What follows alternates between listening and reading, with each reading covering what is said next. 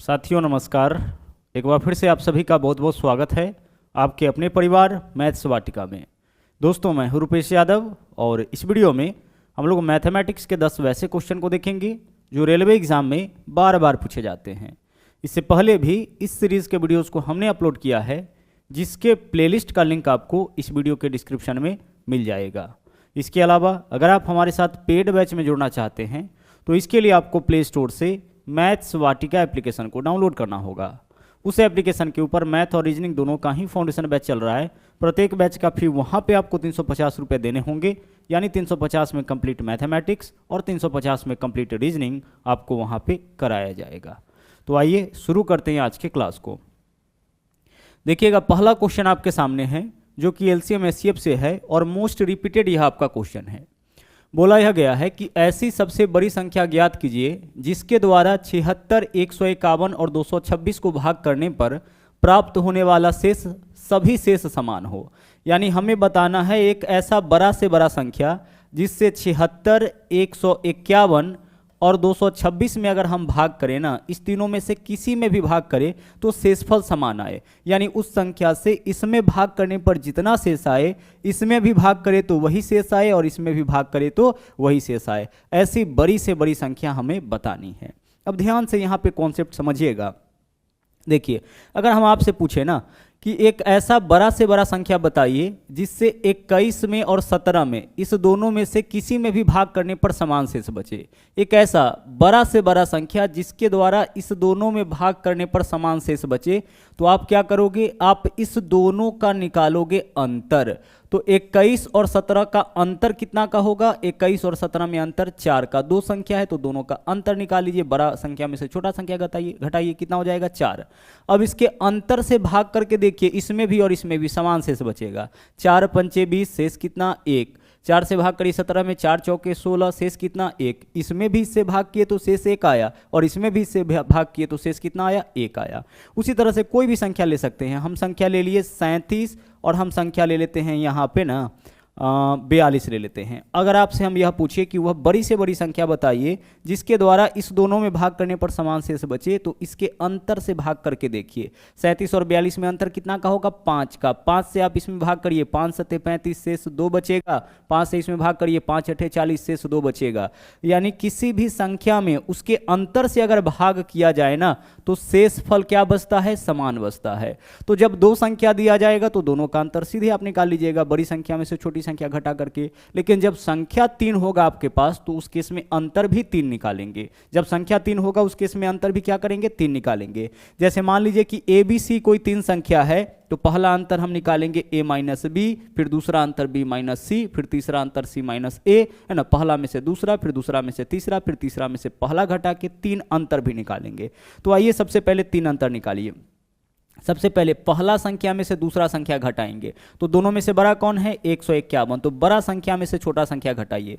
तो 151 में से पहले आप घटा लीजिए 76, ठीक है। उसके बाद अब हम क्या करेंगे, A माइनस बी हो गया, B माइनस सी करेंगे। यानी कि 151 में से 226 नहीं घटेगा तो बड़ा संख्या में से छोटा घटाइए। तो 226 में से घटाइए 151 और उसके बाद एक और अंतर निकालेंगे, वह होगा C माइनस ए, यानी 226 माइनस 76। 226 माइनस 76। ध्यान रखिएगा जब संख्या आपका 2 से ज़्यादा होगा, अगर संख्या आपका 3 होगा तो अंतर भी 3 निकलेगा। संख्या अगर 2 रहेगा तो उसका एक ही अंतर होगा, लेकिन संख्या अगर 3 होगा तो अंतर भी 3 निकलेगा। संख्या 4 होगा तो अंतर भी 4 निकलेगा। अब चलिए 151 में से 76 माइनस करिए, कितना आ जाएगा, 75 आ जाएगा, ठीक है। आगे चलिए 226 में से 151 माइनस करिए, यहाँ भी आपका कितना हो जाएगा, यहाँ भी आपका 75 हो जाएगा। और आगे 226 में से 76 माइनस करिए, यह आपका हो जाएगा 150। तीनों अंतर आ चुका है। कितना अंतर आएगा आपका, 3 संख्या होगा तो 3 अंतर आएगा। अब हमें एक संख्या चुनना है इन सब के बदले। तो क्वेश्चन को गौर से पढ़िए, क्या बोला है, ऐसी सबसे बड़ी। तो जहां भी क्वेश्चन में बड़ा से बड़ा बोला जाए तो हम निकालेंगे HCF। बड़ा से बड़ा, ज़्यादा से ज़्यादा, अधिक से अधिक बोला जाएगा तो क्वेश्चन में कहीं ना कहीं आपको HCF निकालना पड़ेगा। और अगर क्वेश्चन में छोटा से छोटा, कम से कम, न्यूनतम बोला जाए तो आपको कहीं ना कहीं क्या करना पड़ेगा, LCM निकालना पड़ेगा। तो अंतर निकाल लिए हैं, अब इसके अंतर का निकाल लीजिए HCF। अंतर का क्या निकाल लेना है, HCF। यही आपका आंसर हो जाएगा, HCF यानी कि मौसा। अब इन तीनों का मौसा कौन होगा, तो इस तीनों को काटने वाली जो सबसे बड़ी संख्या होगी, तो 75, 75 और 150 को काटने वाली सबसे बड़ी संख्या क्या हो जाएगी, 75, 75 और 150 को काटने वाली सबसे बड़ी संख्या 75 हो जाएगी, जो देख के पता चल रहा है। तो हमारा आंसर इस क्वेश्चन का क्या हो जाएगा, विकल्प ए हो जाएगा। आप ऐसे भी कर सकते हैं, पहले तो आप अंतर निकाल लीजिए और इस अंतर को, तीनों अंतर को काटने वाला जो सबसे बड़ा विकल्प होगा वही हो जाएगा आंसर। तो तीनों को काटने वाला सबसे बड़ा विकल्प कौन है, 75। 70 तीनों को नहीं काटेगा, देख लीजिए तीनों को 70 नहीं काटेगा, 60 भी नहीं काटेगा, 69 भी नहीं काटेगा। तो हमारा आंसर क्या हो जाएगा इस क्वेश्चन का, विकल्प सी। तो जब भी क्वेश्चन में बोले कि समान शेष, तो उस केस में आपको क्या करना है, जो भी संख्या दिया जाएगा उसका निकालेंगे अंतर, और अंतर का फाइनली क्या निकालेंगे, HCF। अंतर और अंतर का HCF, किसी भी संख्या में, दिए गए संख्या में उसके अंतर के HCF से भाग करने पर समान शेष बचता है। आप 75 से भाग करके देख सकते हैं, इसमें 75 से इसमें भाग करिए शेष 1 हो जाएगा, 75 से इसमें भाग करिए शेष 1 हो जाएगा, 75 से इसमें भी भाग करिएगा शेष क्या बचेगा, 1, यानी तीनों में शेष आपका समान बचता है। बहुत इंपॉर्टेंट क्वेश्चन है, और आई होप कि आज के बाद इस क्वेश्चन में या इस टाइप के किसी भी क्वेश्चन में आपको दिक्कत नहीं होगी। अब बढ़ते हैं अगले क्वेश्चन में। यहां पे देखिएगा, यह भी आपका ट्रिग्नोमेट्री का एक इंपॉर्टेंट टाइप का क्वेश्चन है, जो most of the time repeat करते हुए देखा गया है। ध्यान से देखिएगा, यहां पे क्या है, 9 cos A plus 12 sin A बराबर 15 है, तो cot A का मान क्या होगा। अब गौर से एक चीज समझिएगा, जब इस तरीके से डाटा देना है ना, cos प्लस साइन बराबर कोई कांस्टेंट वैल्यू दे, उस केस में जो साइन थीटा के गुना में होगा, जो संख्या साइन थीटा के गुना में होगा वो आपका लंब हो जाएगा, यानी कि परपेंडिकुलर हो जाएगा। और जो cos थीटा के गुना में होगा वह बेस आपका हो जाएगा, जो cos थीटा के गुना में होगा वह क्या होगा, बेस हो जाएगा। और जो बराबर में वैल्यू देगा ना, वह आपका कर्ण हो जाएगा, यानी कि हाइपोटेनस हो जाएगा। अगर हम समकोण त्रिभुज इस तरीके से बना ले, तो जो साइन थीटा के गुना में होगा वह आपका लंब हो जाएगा, जो cos थीटा के गुना में हो जाएगा वह आपका क्या होगा, आधार होगा, और जो बराबर में वैल्यू देगा वह आपका कर्ण होगा। फिर से सुन लीजिए, अगर इस तरीके से डाटा दिया जाए कि साइन प्लस कॉस या कॉस प्लस साइन बराबर कोई वैल्यू दे रखा हो, उस केस में जो साइन थीटा के गुना में होगा वह लंब होगा, जो कॉस थीटा के गुना में होगा वह आधार होगा, और जो बराबर में वैल्यू देगा वह आपका कर्ण होगा। लेकिन एक कंडीशन है, ध्यान रखिएगा कि दोनों छोटी भुजाओं के वर्गों का योग बड़ी भुजा के बराबर आना चाहिए, पाइथागोरस थ्योरम फॉलो करना चाहिए। और अगर पाइथागोरियन ट्रिपलेट आपको पता हो तब तो बड़े आसानी से आप इस क्वेश्चन को सोल्व कर सकते हैं। और पाइथागोरियन ट्रिपलेट हम अच्छी तरह से बता चुके हैं, 3 4 5 6 8 10 है ना। उसी तरह से बहुत सारा है, 7 24 25 है, ठीक है, तो 5 12 13 है, तो बहुत सारा है। तो उसी तरह से 9 12 15 का भी आपका ट्रिपलेट बनता है। अब यहाँ पे देखिए आपके पास क्या है, आपके पास लंब भी है, आधार भी है और कर्ण भी है, तीनों है। अब जो पूछ रहा है निकाल लीजिए, क्या बताना है, कॉट ए का मान। तो कॉट थीटा बराबर क्या होता है, कॉट थीटा बराबर होता है आधार यानी बेस बट्टा लंब यानी पी। बेस कितना है आपका, देख लीजिए यहाँ पे बेस है 9 और परपेंडिकुलर कितना है 12, 9 बट्टा 12 3 से कट जाएगा, 3 तिया 9 3 चौके 12, यानी कि 3 बट्टा 4। यही आपका इस क्वेश्चन का आंसर हो जाएगा। आंसर क्या होगा आपका इस क्वेश्चन का, विकल्प ए हो जाएगा।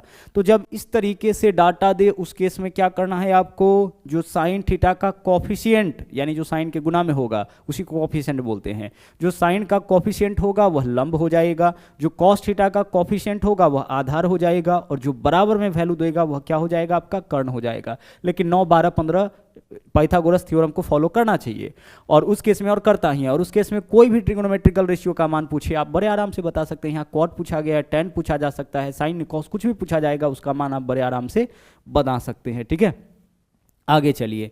अब एक यह भी टाइप है जो बहुत ज़्यादा रिपीट करता है, ध्यान से देखिएगा, यहाँ पे ध्यान से देखिएगा क्या है, बोला है साइन ए प्लस बी का मान 1/√2। अब आप एक चीज़ सोचो कि साइन कितने डिग्री का मान 1/√2 होता है। आप बोलोगे कि सर साइन 45 डिग्री का मान 1/√2 होता है, इसका मतलब कि a प्लस बी का वैल्यू जो है वह 45 डिग्री के बराबर हो जाएगा। देख लो आप यहाँ पे साइन कितना डिग्री का मान 1/√2 होता है, सर साइन 45 का मान 1/√2 होता है, इसका मतलब यहाँ पे a प्लस बी के स्थान पर 45 डिग्री होगा, तभी तो साइन 45 का मान 1/√2 के बराबर। और उसी तरीके से यहाँ पे देख लीजिए, यहाँ पे साइन कितने डिग्री का मान 1/√2 45 का, यानी कि a माइनस बी का मान भी कितना हो जाएगा आपका ए माइनस बी का मान भी 45 डिग्री हो जाएगा। गौर से समझिएगा, ए प्लस बी का मान भी 45, ए माइनस बी का मान भी 45।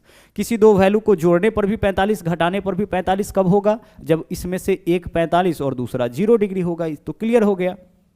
देखिए ए का मान 45 होगा और बी का मान 0 होगा, तभी तो 45 प्लस 0 45 और 45 माइनस 0 45 होगा।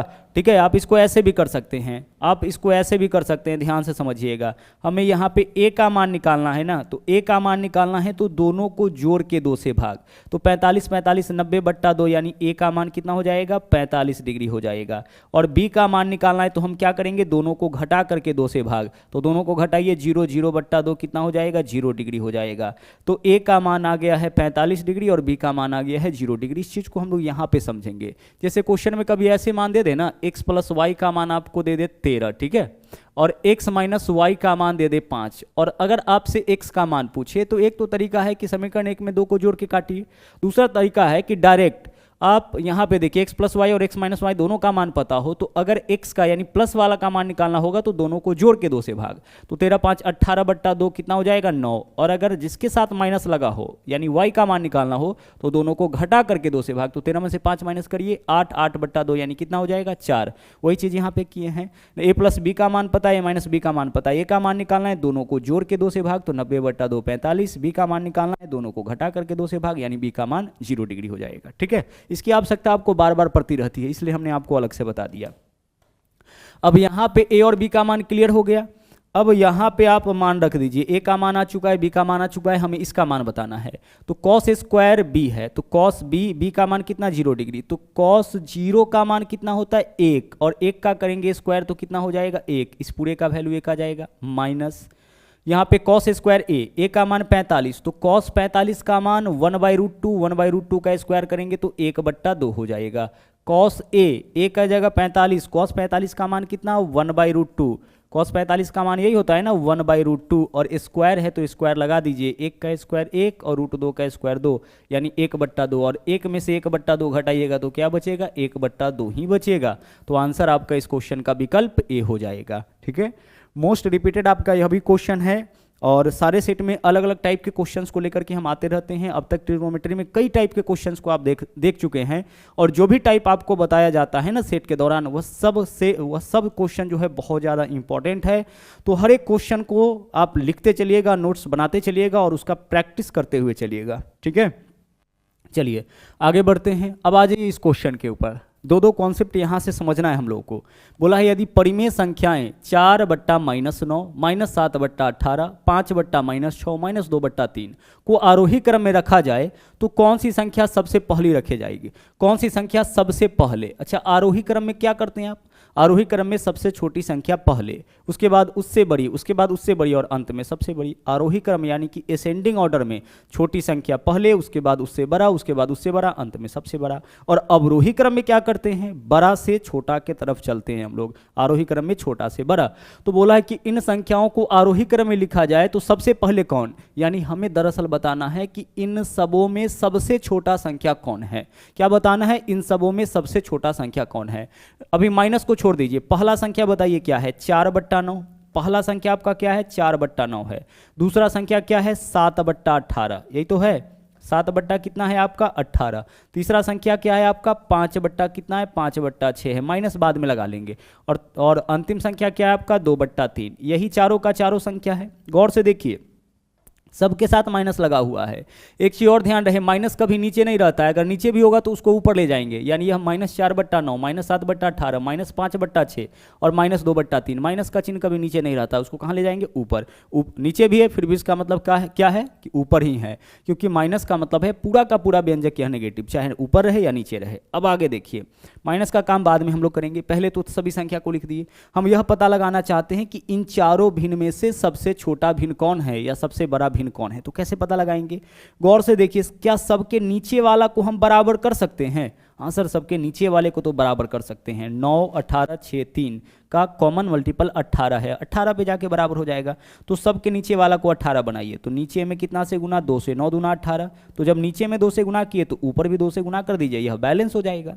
किसी भी संख्या के ऊपर नीचे दोनों जगह 2 से गुना करिएगा तो क्या उसके मान में कोई अंतर आएगा? नहीं आएगा। दिखने में वो अलग होगा बट उसके मान में कोई अंतर नहीं। जैसे 8/18, तो 8/18 का वैल्यू जो है, इसको काटेंगे फिर से तो 4 किसके बराबर? 9 के बराबर। तो दिखने में ये 8/18 है बट इसका वैल्यू अभी भी कितना है? अभी भी 4/9 के बराबर है। यहाँ तो गुना करने की आवश्यकता ही नहीं है। यहाँ पे देखिए नीचे वाले को 18 बनाना है तो 3 से नीचे भी गुना, 3 से ऊपर भी गुना, 15/18। यहाँ पे 18 बनाने के लिए 6 से नीचे भी गुना और 6 से ऊपर भी गुना। ठीक है, चलिए अब गौर से देखते चलिएगा, आप ध्यान से देखिएगा। सबके बट्टा में क्या है? 18 18 18 18। तो बट्टा में सबका सेम है। जब सबके बट्टा में सेम है तो ऊपर वाला से क्लियर होगा ना। ऊपर में क्या हो जाएगा आपका? 8/18 हो जाएगा। यहाँ पे देख लीजिए यह कितना हो गया आपका? 7/18 हो गया। अब यहाँ पे देख लीजिए 15 कितना हो जाएगा? 15/18 हो जाएगा। और अब यहाँ पे देख लीजिए 12 कितना हो जाएगा? 12/18 हो जाएगा। गौर से देखिए और इसमें पहचानिए कि सबसे बड़ा संख्या कौन है। सबके बट्टा में जब सेम वैल्यू है तो जिसका ऊपर वाला बड़ा होगा वही सबसे बड़ा। तो सबसे बड़ा आपका भिन्न हो जाएगा 15/18। अभी के केस में 15/18 सबसे बड़ा। सबके बट्टा में 18 है तो ऊपर में जिसका सबसे बड़ा वैल्यू होगा वही बड़ा होगा। तो 15 सबसे ज्यादा है, यह सबसे बड़ा होगा। उससे छोटा 12, उससे छोटा 8 और सबसे छोटा 7/18। तो सबसे छोटा कौन है इस बार? सबसे छोटा है 7/18। और सबसे बड़ा कौन है? सबसे बड़ा है 15/18। ठीक है, चलिए तो सबसे बड़ा है 15/18। लेकिन चूंकि क्वेश्चन में सबके साथ क्या लगा हुआ था? माइनस लगा हुआ था। लगा दीजिए सबके साथ minus minus minus minus minus. अब जैसे ही माइनस आप लगाएं, अब क्या हुआ कि माइनस लगाने के वजह से जो अब सबसे छोटा था, जो आपका सबसे बड़ा था वही सबसे छोटा हो गया। जो सबसे बड़ा था वही क्या हो गया? वही सबसे छोटा हो गया। यानी -15/18 किसका वैल्यू है? 5/6 का। तो 5/6 जो है यही आपका क्या हो जाएगा? यही सबसे पहले आएगा क्योंकि सबसे छोटा यही होगा। गौर से समझिएगा। अगर आपसे हम पूछे कि 5 में और 17 में बड़ा कौन है, आप बोलोगे कि सर 17 बड़ा है। लेकिन -5 में और -17 में बड़ा कौन है? अब देख लीजिए बड़ा कौन है? 17 बड़ा है। लेकिन जैसे ही माइनस का चिन्ह लग जाए तो जो वैल्यू जितना बड़ा होगा वह उतना ही छोटा हो जाएगा। तो -17 छोटा है, -5 बड़ा है। 17 बड़ा है, 5 छोटा है, लेकिन -17 छोटा है -5 से। ठीक है, तो उसी तरह से इन चारों में सबसे बड़ा यही था, लेकिन माइनस लगने की वजह से जो सबसे बड़ा होगा वही सबसे छोटा होगा। और आरोही क्रम में सबसे छोटा संख्या ही हम लोग पहले लिखते हैं। यानी सबसे छोटा यह होगा। यह किसका मान था? 5/6 का। यानी 5/-6 विकल्प सी जो है वही हमारा आंसर हो जाएगा। और इसमें सबसे बड़ा कौन होगा? तो सबसे जो छोटा दिख रहा होगा तो सबसे छोटा यही दिख रहा है, यही आपका सबसे बड़ा हो जाएगा। माइनस में जो जितना छोटा होगा उसका मान उतना बड़ा, और जो जितना बड़ा होगा उसका मान उतना छोटा। ठीक है, चलिए अब बढ़ेंगे अगले क्वेश्चन में। यहां पे देखिए 2 क्वेश्चन आपके सामने है। देखिएगा क्या है, बोला है निम्न में कौन सा जोड़ा ट्विन प्राइम नंबर्स। बहुत इंपॉर्टेंट है, बहुत ज़्यादा यहाँ से क्वेश्चन पूछा जाता है। ट्विन प्राइम नंबर्स यानी कि जुड़वा अभाज्य संख्या। हिंदी में इसको क्या बोलते हैं हम लोग? जुड़वा अभाज्य संख्या बोलते हैं। ठीक है, क्या बोलते हैं? जुड़वा अभाज्य संख्या। ध्यान से समझिएगा किसको बोलते हैं जुड़वा अभाज्य संख्या। बहुत ज़्यादा यहाँ से क्वेश्चन आएगा। जिन 2 अभाज्य संख्याओं के बीच 2 का अंतर हो। जिन 2 अभाज्य संख्याओं के बीच दोनों का दोनों अभाज्य होना चाहिए और अंतर 2 का होगा, वह कहलाएगा जुड़वा अभाज्य संख्या। ठीक है, हमें बताना है जुड़वा अभाज्य संख्या का जोड़ी नहीं है, मतलब जुड़वा अभाज्य संख्या कौन नहीं है उसको पहचानना है। तो 11 13 यह तो जुड़वा अभाज्य संख्या है, तो यह तो हमारा आंसर नहीं होगा। 71 73 यह दोनों अभाज्य संख्या है, 2 का अंतर है, जुड़वा अभाज्य संख्या है, यह हमारा आंसर नहीं होगा। 191 193 यह दोनों भी जुड़वा अभाज्य संख्या है, यह भी हमारा आंसर नहीं होगा। 131 133 देखिए 131 तो आपका अभाज्य है, लेकिन 133 जो है आपका अभाज्य नहीं है। यह 7 से भी कटता है, 19 से भी कटता है। काट के देख लीजिए ना, 7 एकम 7 और 7 नमा 63, 7 से कट गया। तो जो भी संख्या किसी भी संख्या से स्वयं और एक के अलावा और किसी से कट गया वह भाज्य संख्या, तो यह भाज्य है, तो फिर यह दोनों मिलकर जुड़वा भाज्य नहीं होगा। और इसी को हमें पहचानना था, तो हमारा आंसर क्या हो जाएगा? विकल्प सी हो जाएगा। कौन जुड़वा भाज्य नहीं है? तो यही जुड़वा भाज्य नहीं है। यहाँ भी अंतर 2 का है, यहाँ भी अंतर 2 का है, बट दोनों का दोनों अभाज्य नहीं है। वे दोनों अभाज्य संख्याएं जिनके बीच में 2 का अंतर होगा वह जुड़वा भाज्य संख्या कहलाएगा। ठीक है, किसी 2 संख्या के बीच में अंतर 2 का होगा ऐसा नहीं कि वह जुड़वाभाज्य संख्या होगा। अभाज्य संख्या हो, लगातार आने वाली अभाज्य संख्या हो और बीच में 2 का अंतर होगा, उसको हम लोग बोलेंगे जुड़वाभाज्य संख्या। ठीक है, अगला देख लीजिए क्या है, निम्न में कौन सा जोड़ा सह अभाज्य संख्या। सहअभाज्य संख्या को अंग्रेजी में क्या बोलते हैं, को प्राइम नंबर। अच्छा, इसके साथ केवल प्राइम लगा हुआ है लेकिन प्राइम से कोई मतलब इसको नहीं है। सहअभाज्य को प्राइम से कोई मतलब नहीं है। कोई 2 संख्या सहअभाज्य संख्या हो सकता है, ध्यान रखिएगा, 2 अभाज्य संख्या ही जुड़वाभाज्य संख्या हो सकता है, लेकिन सहअभाज्य संख्या कोई दो संख्या सहअभाज्य संख्या हो सकता है, बस वह दोनों केवल और केवल 1 से कटना चाहिए। अगर दोनों का दोनों संख्या केवल 1 से कटता हो तो वह दोनों परस्पर सहअभाज्य संख्या कहलाएगा। इस दोनों को देखिए, या तो 2 से कट जाएगा, इसके अलावा और किसी संख्या से कट सकता है, तो यह सहअभाज्य नहीं होगा। इसको देखिए 4 1 5 1 6, 3 से कट जाएगा, 3 2 5 और 1 6, 3 से कट जाएगा, 3 से कट रहा है, दोनों का दोनों अगर 1 से कटेगा तभी सहअभाज्य संख्या होगा।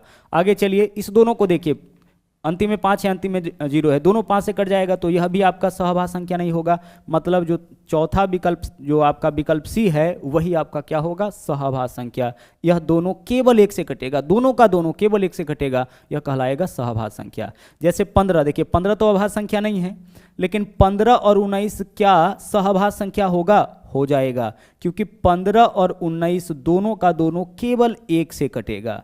उसी तरह से 15, ठीक है, 15 और यहाँ पे हम ले लेते हैं 28, क्या दोनों सहअभाज्य संख्या होगा, हाँ सर, दोनों का दोनों कटेगा केवल 1 से। 15 और 24 क्या सहअभाज्य संख्या होगा, नहीं होगा, क्योंकि 15 और 24 कितना से कट जाएगा, 3 से, तो यह परस्पर सहअभाज्य संख्या नहीं होगा। इन दोनों संख्याओं को हम लोग सहअभाज्य संख्या बोलेंगे जो दोनों केवल 1 से कटे। ठीक है, चलिए पढ़ते हैं अगले क्वेश्चन में। अगला देख लीजिए, एक इस टाइप का भी क्वेश्चन आपका बहुत ज़्यादा पूछा गया है, लगभग सभी सेट में इस तरह का क्वेश्चन आया है। ध्यान से समझ लीजिएगा, कॉन्सेप्ट को क्लियर हो जाएगा अभी आपका। बोला है एक संख्या x को 2 दशमलव स्थानों तक एक पूर्णांक 15.84 के रूप में लिखा गया ना। कितने स्थान तक, 2 दशमलव स्थान तक लिखा गया है। अब दिए गए कथन में से कौन सा कथन सत्य होगा यह हमें बताना है। तो हमारा आंसर इस क्वेश्चन का विकल्प सी हो जाएगा। ध्यान से देखिएगा, जो ऐसा वाला चिन्ह होगा ना, इस तरह का, उसका उपयोग करना है दोनों तरफ से, लेस देन इक्वल टू है ना, और लेस देन इक्वल टू, इसी सिंबल का आपको उपयोग करना है दोनों तरफ, वही हमारा आंसर होगा। क्यों ऐसा होगा, अब हम लोग इसको समझते हैं डिटेल में। जैसे अगर हम आपसे कहे, कोई भी संख्या हम लिखिए आपके सामने, जैसे 15 ही, इसी को लिखिए 15.835, ठीक है, यह संख्या हम लिखिए। पहले हम लिखते हैं 8 3, यहाँ पे ना 8 3 हम लिखते हैं आपका 3, ठीक है। अब इसको दशमलव के 2 स्थान तक ही हमें लिखना है, दशमलव के 3 स्थान तक यह संख्या लिखा गया है, दशमलव के 2 स्थान तक ही हमें लिखना है। तो हम इसके लिए क्या लिख सकते हैं, 15.8, ठीक है, 2 स्थान तक। तो इस संख्या के बारे में आपको सोचना पड़ेगा कि हम यहाँ पे 3 लिखे कि अगला पूर्णांक लिखे।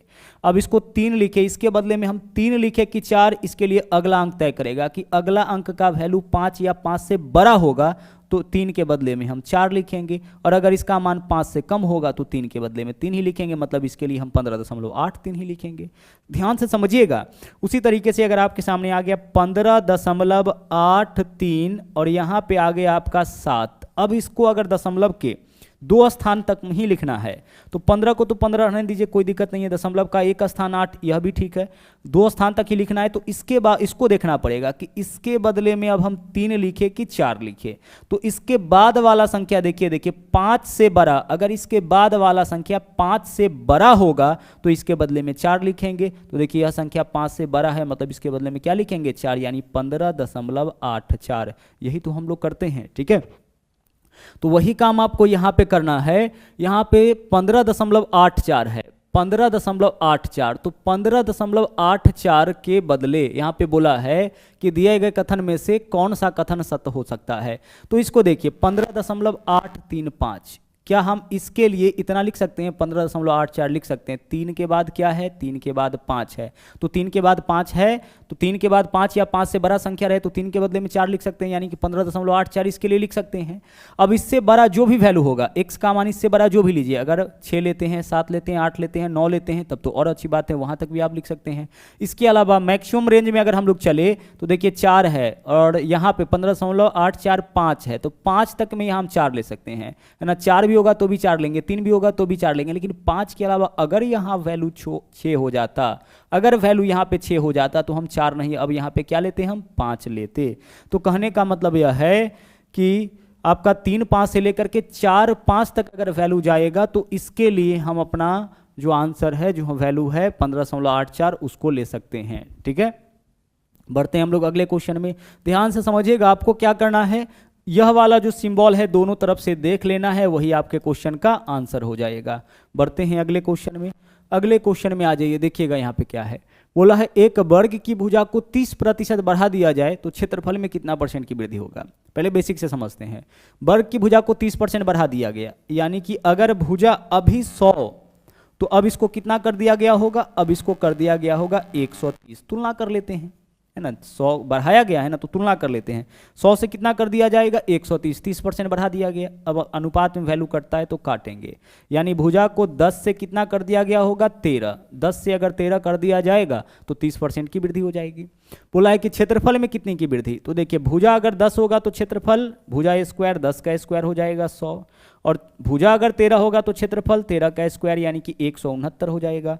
तो जैसे ही भुजा में 10% की वृद्धि करेंगे क्षेत्रफल क्या हो जाएगा, 100 से 169 हो जाएगा, यानी कितना का वृद्धि हो गया, 69% की वृद्धि हो गई। तो हमारा आंसर सीधे सीधे क्या हो जाएगा, विकल्प सी हो जाएगा। बट ऐसे क्वेश्चन को सोल्व करने के लिए ना हम लोग ए बी फॉर्मूला का उपयोग करते हैं, और ए बी फॉर्मूला क्या है आपका, a + b जोड़ AB बट्टा 100। इस फॉर्मूला का उपयोग करके ना हम लोग निकाल लेते हैं कि क्षेत्रफल में कितने प्रतिशत की वृद्धि होगी। ठीक है, अगर वर्ग का केस हो तो a के जगह जो वैल्यू होगा b के जगह भी वही वैल्यू, तो a के जगह 30% की वृद्धि, तो a के जगह भी 30, b के जगह भी क्या लिखेंगे, 30 लिखेंगे। और बीच में अगर दोनों प्लस में है तो बीच में प्लस ab यानी 30 × 30, और बट्टा में क्या लिखेंगे, बट्टा में हम लिखेंगे 100। सोल्व कर लीजिए, आंसर आपका इस क्वेश्चन का आ जाएगा। 00 से 00 कैंसिल, 30 और 30 60, 3 3 9, 60 और 9 कितना हो जाएगा, 69, यानी क्षेत्रफल में 69% की वृद्धि हो जाएगी। तो जब वृत्त का मामला हो, वर्ग का मामला हो, तो जो एक वृद्धि कमी देगा वही आपका ए और बी दोनों का मान हो जाएगा। और इस फॉर्मूला का उपयोग करके हम लोग क्षेत्रफल में वृद्धि निकाल लेंगे। इसमें भी ध्यान रखिएगा, है ना, पहला बार जो वृद्धि या कमी होगा उसको हम ए के स्थान पर, और दूसरा बार जो वृद्धि या कमी होगा उसको बी के स्थान पर। वृद्धि को प्लस से, कमी को दर्शाएंगे माइनस से, और यहाँ जो चिन्ह आता है ना, इस दोनों के चिन्ह का गुणनफल आता है। तो किसी एक वीडियो में जो पूरा का पूरा ए बी फॉर्मूला है उसको पूरी डिटेल में आपको हम समझा देंगे। ठीक है, चलिए बढ़ते हैं अगले क्वेश्चन में। अगले क्वेश्चन में आइए, एक क्वेश्चन यहाँ से भी बहुत पूछा जाता है। देखिए यहाँ पे क्या बोला है कि 25, 35 और पी क्रमिक अनुपात में है। इसको बोला जाता है वित्तानुपाती। इसको हम लोग क्या बोलते हैं, वित्तानुपाती बोलते हैं, या कंटिन्यूड रेशियो भी बोला जाता है। अंग्रेजी में क्या बोलते हैं इसको, हम लोग कंटिन्यूड रेशियो बोलते हैं। वित्तानुपाती, क्रमिक अनुपात, या फिर इसको वित्तानुपाती, या फिर हम लोग इसको क्या बोलेंगे, कंटिन्यूड रेशियो। मतलब कि यह तीनों संख्या जो है वो कंटिन्यूड रेशियो में है, क्रमिक अनुपात में है। क्रमिक अनुपात में होने का मतलब क्या है, क्रमिक अनुपात में होने का मतलब है कि इसका जो संबंध इसके साथ होगा इसका वही संबंध इसके साथ, यानी कि 25:35, 25:35 बराबर क्या हो जाएगा, 35:P। यही हुआ इसके क्रमिक अनुपात होने का मतलब। अगर कोई तीन संख्या आपस में वित्तानुपाती है, अगर हम आपसे कहे कि ए बी सी आपस में वित्तानुपाती है, इसका मतलब क्या हुआ कि A/B बराबर B/C। अगर हम बोले XYZ आपस में वित्तानुपाती है या ABC XYZ क्रमिक अनुपात में है, इसका मतलब कि X/Y बराबर Y/Z। ठीक है, क्रमिक अनुपात का यही मतलब होता है। अब इसको सोल्व करिए, अनुपात का मतलब बट्टा होता है, तो 25:35 यानी 25/35 बराबर 35:P यानी कि 35/P। सोल्व करिए, आंसर आपका आ जाएगा। 5 से काटेंगे 5 25 होगा, 5 से काटेंगे 5 7 35, ऊपर से ऊपर वाला करता है 5 7 35, क्रॉस मल्टीप्लाई 7 7 49 बराबर P, यानी P का वैल्यू आपका कितना हो जाएगा, 49 हो जाएगा। तो मेन चीज़ जो आपको समझना था, इसका मतलब समझना था कि क्रमिक अनुपात का मतलब क्या होता है। क्रमिक अनुपात का मतलब क्या होता है, अगर बोला जाए कि ए बी सी क्रमिक अनुपात में है, इसका मतलब A/B बराबर B/C हो जाएगा। क्वेश्चन आपका समानुपाती से भी आता है कि ABCD समानुपाती है, इसका मतलब A/B बराबर C/D। वहाँ पे 4 पद होगा ABCD, तो A/B बराबर C/D होगा, तो वह कहलाएगा समानुपाती का केस। लेकिन 3 ही पद हो और वह बोला जाए कि क्रमिक अनुपात में है, इसका मतलब A/B बराबर B/C हो जाएगा। मध्यानुपाती भी पूछा जाता है, √AB। चतुर्थानुपात भी पूछा जाता है, B/C/A। मध्यानुपाती √AB, चतुर्थानुपात B/C/A। अगला क्वेश्चन देखिएगा, टाइम एंड वर्क से है। बोला है 48 लोग किसी काम को 17 दिन में कर सकते हैं। 6 दिनों के बाद देखिए 48 आदमी के लिए काम कितने दिन का था, 48 आदमी के लिए काम 17 दिन का था। तो काम का कुल मात्रा कैसे निकालते हैं, वर्कर्स गुने डे। 5 आदमी के लिए 10 दिन का काम, तो काम का कुल मात्रा 5 गुने 10। 10 आदमी के लिए 20 दिन का काम, तो काम का कुल मात्रा 10 गुने 20 हो जाएगा। तो उसी तरीके से बोला है कि 38 व्यक्ति के लिए काम कितने दिन का, 17 दिन का, तो काम का कुल मात्रा 38 गुने 17 होगा। अब बोला है 6 दिन के बाद, तो देखो 17 दिन का तो काम था, लेकिन 6 दिन के बाद क्या अब भी 17 दिन का काम बचेगा? नहीं सर, अब तो 11 दिन का ही काम बचेगा। अगर हम आपसे कहें कि आपके पूरे परिवार के लिए 17 दिन का भोजन है, अब 6 दिन के बाद भी क्या 17 दिन का भोजन बचेगा? नहीं सर, 6 दिन तो काम हो गया है, तो अब मात्र 11 दिन का भोजन बचेगा। तो अब 48 व्यक्ति के लिए मात्र 11 दिन का काम है, तो काम यही बचा हुआ है। अब इस काम को जिससे लेना होगा उससे भाग करेंगे। अब बोला है कि 4 कामगार काम छोड़ के चला गया, तो 48 था, 4 चला गया, अब कामगार कितना बचा, 44। तो कहने का यह मतलब है कि उसके बाद काम पूरा होने में कितना समय लगेगा। तो अब यह जो काम है, शेष काम जो 48 व्यक्ति के लिए 11 दिन का बचा हुआ है, उसको इतना व्यक्ति कितना दिन में पूरा करेगा। तो इस काम को जितने व्यक्ति से लेना हो उतने उससे कर लेंगे भाग। बस सोल्व कर लीजिए, आंसर आपका आ जाएगा 11 चौके 44, 4 से काटिएगा, 12 चौके 48, 12 इस क्वेश्चन का आपका सही आंसर हो जाएगा। बढ़ते हैं अगले क्वेश्चन में। अगला क्वेश्चन देखिए, यहां पे हमें बताना है कि बिंदु 4-2 किस चतुर्थांश में होगा। ठीक है, कौन से क्वाड्रेंट में स्थित होगा यह हमें बताना है। ध्यान से समझिएगा, इसको भी हम लोग क्लियर कर लेते हैं, क्योंकि यह भी आपका एक इंपॉर्टेंट पार्ट है। जब भी 2 लाइन इस तरह से खींचते हैं ना, तो यह कोई भी समतल जो है वह 4 भागों में बढ़ जाता है। ठीक है, इसको हम लोग बोलते हैं एक्स एक्सिस। ठीक है, इस तरफ आपका एक्स पॉजिटिव होता है और इस तरफ आपका एक्स नेगेटिव होता है। नेगेटिव को डैश से डिनोट करेंगे।